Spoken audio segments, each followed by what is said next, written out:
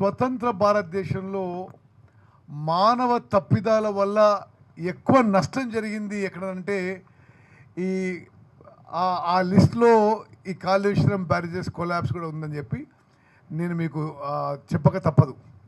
రెండో విషయము, ఈ 3 బ్యారేజెస్ నుంచి ఒక్క చుక్క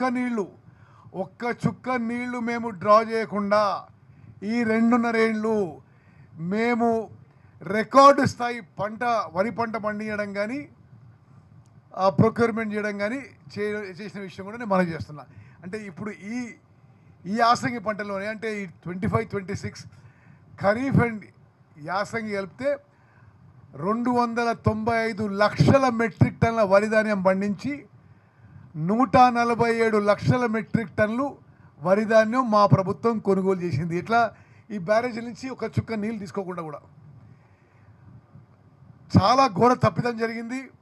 అసలు తుమ్మడి అట్టి నుంచి షిఫ్ట్ చేయడమే తప్పు. అసలు అన్నీ అబద్ధాలు చెప్పి షిఫ్ట్ చేసిండ్రు. ఆడ నీళ్లు లేవన్నారు, అది అబద్ధం. సిడబ్ల్యూసి ఏనాడు చెప్పలేదు. ఆర్డరే కట్టాల్సిందే, 38,000 కోట్లకి పూర్తి చేయాల్సిందే.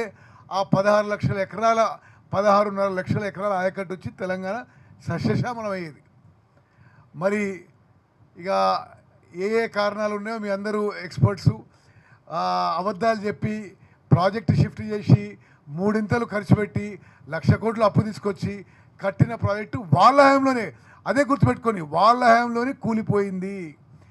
మేము ఇప్పుడు దాన్ని సీరియస్గా సిన్సియర్గా పునరుద్ధరణ కోసం ప్రయత్నం చేస్తున్నాం.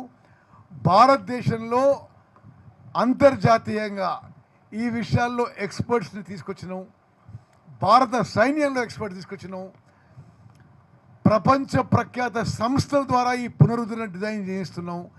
నేనైతే నా సైడ్ నుంచి ఇరిగేషన్ మినిస్టర్గా అధికారులకి నేను ఆదేశాలు ఇవ్వడం జరిగింది. 2027 జూన్-జూలై వరకు, 27 జూన్-జూలై వరకు ఈ బ్యారేజెస్ పునరుద్ధరణ పూర్తి చేసి నీళ్లు ఉపయోగించే విధంగా మనం ముందుకు పోదామని చెప్పి వాళ్ళకి డెడ్ లైన్ పెట్టడం జరిగింది.